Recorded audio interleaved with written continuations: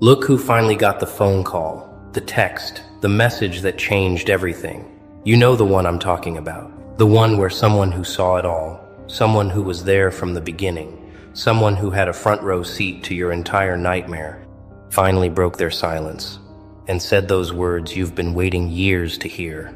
I saw everything. You were right. They lied. Before we go further, everything I'm about to tell you is backed by one book that changed the entire game for people like you, Rule of One. The man who governs himself first. If you've never had a manual for your own mind, this is it. Grab it now. Link is in the description. Because what you're about to hear will hit different once you've read it. Not the smile of someone who didn't feel it. Oh, that moment. That beautiful, terrifying, earth-shattering moment when the truth stopped hiding and decided to put on a spotlight instead. Welcome back, or better yet, welcome to the beginning of their end. Because the second that witness opened their mouth, the second that observer decided loyalty to truth mattered more than loyalty to cowards, everything shifted. The ground beneath their lies cracked wide open, and now they're scrambling, hiding, deleting, pretending, rewriting history in real time like their lives depend on it. Because guess what? Their reputations do. For months, maybe years, you stood alone in your truth while they built empires out of fiction. And everyone believed them because they were loud, they were many, they were convincing. And you were just one voice, one story, one perspective they painted as bitter, damaged, delusional. But now there's a second voice, a third voice, a witness who wasn't supposed to talk. And suddenly their castle made of cards is caught in a hurricane, and they can't stop it. They can't control it. They can't manipulate it. Because this time the truth isn't coming from you. It's coming from someone they trusted, someone they thought would stay silent forever, someone who just became their worst nightmare. Let's get something absolutely clear right now. Because this moment, this revelation, this confirmation you've been praying for didn't happen by accident. That witness didn't wake up one random Tuesday and decide to grow a conscience. No, they watched you. They watched you survive what was designed to destroy you. They watched you carry yourself with dignity when they expected you to crumble. They watched you rebuild when they thought you'd stay broken. They watched you refuse to become the monster they tried to turn you into, and something inside them snapped. Maybe it was guilt. Maybe it was respect. Maybe it was the simple, undeniable fact that watching an innocent person suffer while staying silent becomes unbearable after a certain point. But here's the kicker. That witness saw everything they did too. Every manipulation, every lie, every coordinated attack, every whispered plan, every fake smile, every public betrayal disguised as concern. They were there when the group chat lit up with your name. They were there when the screenshots were edited. They were there when the narrative was crafted. They were there when your reputation was butchered in private, while they played innocent in public. And they said nothing, nothing, nothing. For so long you probably thought they never would. But silence has a weight. And eventually, that weight becomes too heavy to carry, especially when the person being crushed by lies keeps standing up. Now let's talk about what happened the moment that witness spoke up, because this is where it gets delicious. The second the truth came out, the second your side got confirmed by someone who couldn't be dismissed as biased or bitter or broken, they didn't apologize. They didn't reflect. They didn't acknowledge. No, no, no. They did what every coward does when cornered. They ran. They blocked you. They unfollowed you. They muted you. They started acting like you don't exist, like you never existed, like the past few years were a fever dream they can just pretend never happened. Isn't that fascinating? You'd think if they were truly innocent, if their version of events was truly accurate, they'd welcome the witness testimony. They'd say, "Good, let's clear this up once and for all." But instead, they scattered like roaches when the lights turn on, because the light doesn't just reveal you anymore. It reveals them. And what it shows is ugly. It shows manipulation. It shows coordination. It shows intentional destruction of another human being's name, reputation, sanity. So now they're hiding, not from you, but from the truth, because the truth makes them the villains. And villains don't get sympathy. Villains don't get redemption arcs. Villains get exposed, and exposure is the one thing their egos can't survive. Here's what they're doing right now, in this very moment, while you're watching this. They're in damage control mode. They're having emergency conversations. They're sending private messages to mutual friends, testing the waters, seeing who still believes them, who's wavering, who might turn next. They're crafting new lies to discredit the witness, because if they can't silence the truth, they'll try to destroy its credibility. Oh, that person? They were always unstable. They're just trying to start drama. They have their own agenda. They weren't even there for the important parts. Watch them try every tactic in the narcissist playbook, every manipulation technique, every gaslighting strategy, because they're not just defending their lies anymore. They're defending their identities. Without the lie, without the narrative that you were the problem, they have to face the fact that they were the problem, and that's a mirror they'll shatter before they look into. But here's the thing they didn't calculate. The witness didn't just speak up to you privately. No, the witness spoke up, and others heard it too. Now there's a crack in the foundation. Now there's doubt where there used to be certainty. Now people are asking questions they weren't allowed to ask before, and once people start questioning one lie, they start questioning all of them. Let me tell you what's happening in their minds right now, because I want you to understand the psychological warfare you just won without even trying. They're not ignoring you because they're over it. They're ignoring you because they're terrified. Terrified that if they engage, you'll speak. Terrified that if you speak, more witnesses will emerge. Terrified that the truth they've been burying for years will claw its way to the surface, and everyone will see what you've known all along. They're frauds. They're pretenders. They're bullies who weaponize social dynamics to destroy someone who did nothing wrong. So they're choosing the only strategy left. Pretend you don't exist. Pretend the witness doesn't exist. Pretend the truth doesn't exist. Build a new reality where this never happened, where you were never part of their lives, where the past is erased and they can start fresh with a clean slate. But here's the problem with that strategy. You can't erase a person who's still standing. You can't delete a truth that's already been spoken. You can't rewrite history when there are witnesses with receipts. They can pretend all they want, but pretending doesn't change reality. It just makes them look more guilty. And the more they hide, the louder their silence screams the truth they're desperate to suppress.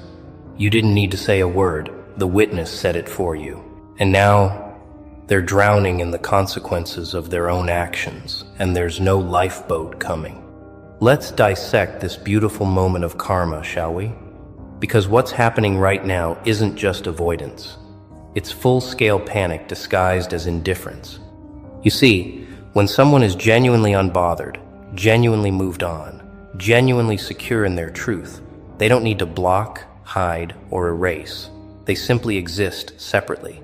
But when someone is guilty, when someone knows the foundation of their story is built on quicksand, when someone realizes their carefully constructed image is about to collapse, they don't just walk away. They run. They sprint. They torch the bridge, blow up the road, and build a wall, pretending the bridge never existed in the first place. That's what you're witnessing. That's the scramble. That's the desperation of people who know, deep in their guilty little hearts, that the truth just armed itself with a megaphone, and megaphones don't whisper. For years, you were the only one telling your side. It was your word against theirs, and they had numbers, they had charisma, they had the advantage of controlling the narrative first. But now there's a second source. Now there's corroboration. Now there's evidence that you weren't crazy, weren't lying, weren't exaggerating. And that evidence didn't come from you, so they can't dismiss it the way they dismissed you. They can't call the witness bitter. They can't say the witness is obsessed. They can't use the same tactics, and that's why they're in crisis mode. Think about the layers of lies they've been maintaining. the exhausting 24/7 commitment it takes to keep a false story alive. They had to remember who they told what version to. They had to keep their story straight across multiple people. They had to perform consistency while knowing inconsistency was the truth. And you know what's hilarious? Liars always slip. Always. They contradict themselves in small ways. They over-explain. They get defensive when there's no accusation. They provide details that weren't asked for because they're trying to convince themselves as much as others. The witness saw those slips. The witness heard those contradictions. The witness watched them scramble to keep the story airtight, and every scramble was a confession. Every defensive explanation was an admission. Every time they tried too hard to make you look bad, they revealed how threatened they were by your truth. And the witness absorbed all of it, cataloged all of it, until the cognitive dissonance between what they were saying and what was real became unbearable. So when the witness finally spoke, they didn't just confirm your story. They confirmed every suspicion, every doubt, every quiet moment when someone thought, wait, that doesn't add up. Now those doubts have a voice, and that voice is dismantling everything they built. Here's what they're doing right this second. They're rewriting the narrative again, but this time, you're not even in it. They're telling people they never think about you. They're acting like the situation was minor, overblown, ancient history. They're minimizing, deflecting, pivoting to make themselves look mature and evolved, while subtly implying you're stuck in the past. I've moved on. I don't even remember what that was about. I wish them well. Oh, the audacity, the shamelessness, the cowardice wrapped in false grace. But here's the tell. If they'd truly moved on, they wouldn't need to announce it. If they truly didn't care, they wouldn't need to perform indifference. People who are genuinely at peace don't have to convince anyone of their peace. They just are. But people who are terrified, people who know the truth is hunting them, people who are one question away from being exposed, they perform. They overcompensate. They build altars to their own maturity, hoping everyone will respect them instead of asking the uncomfortable questions. And the witness? The witness sees through it. The witness knows the performance is desperation. The witness knows that every "I've moved on" is code for, please, don't ask me to explain what really happened because the truth makes me the villain. Now let's talk about the friends, the bystanders, the people who stayed neutral or sided with them because it was easier. Some of them are starting to feel the ground shift. Some of them are starting to realize they backed the wrong horse. Some of them are having private, quiet moments of, oh no, what if we were wrong? What if they were telling the truth? What if we participated in destroying an innocent person? And that realization is its own kind of torture, isn't it? Because if they admit you were right, they have to admit they were complicit. They have to admit they chose comfort over truth, popularity over integrity, the crowd over the individual. And that's a hard pill to swallow. So some will double down. They'll cling to the lie because the alternative is facing their own moral failure. But others will quietly drift away. They won't apologize directly, they won't make grand gestures, but they'll stop engaging with the group that lied. They'll start liking your posts again. They'll send a random, "Hey, how have you been?" as a soft probe to see if reconciliation is possible. They won't call it what it is, guilt and regret, but you'll know. You'll know because their energy changed. You'll know because the witness gave them permission to doubt. And doubt is the first crack in blind loyalty. But let's be clear about something crucial. You don't owe them forgiveness. You don't owe them access. You don't owe them the comfort of absolving their guilt. They stood by while you were crucified. They laughed at the jokes made at your expense. They participated in your isolation, whether actively or passively. And passivity in the face of injustice is still a choice. So when they come crawling back, when they try to act like we just didn't know the full story, you get to decide what happens next. You get to decide if their regret is genuine or just fear of being on the wrong side of history. You get to decide if they've earned a place in your life again, or if they're simply trying to clear their conscience at your expense. Because here's the truth they need to hear but probably won't. Your healing, your peace, your growth happened without them. You didn't need their validation to know you were right. You didn't need their apology to move forward. You survived their betrayal and built something they can't touch, and that's the ultimate power move. So whether they come back or stay gone, whether they apologize or stay silent, whether they own their complicity or rewrite themselves as innocent bystanders, it doesn't matter. You already won. The witness just made sure everyone else knows it too. Now we enter the truly poetic phase of this whole saga, watching them imprison themselves. Because that's exactly what's happening. They built a cage out of lies, locked themselves inside, and threw away the key. And now they're stuck performing a version of reality that exhausts them daily. You want to know what freedom looks like? It looks like you, who survived their worst, who carried the weight of being misunderstood, who walked through fire and came out holding truth like a torch. You're free because you don't have to remember lies. You don't have to coordinate stories. You don't have to check over your shoulder wondering when the truth will catch up. But them? They're running a marathon with no finish line. And every day they have to maintain the illusion, avoid the questions, dodge the witness, pretend you don't exist, and convince themselves they're the good guys in a story where they're objectively the villains. That's exhausting. That's a special kind of self-inflicted suffering.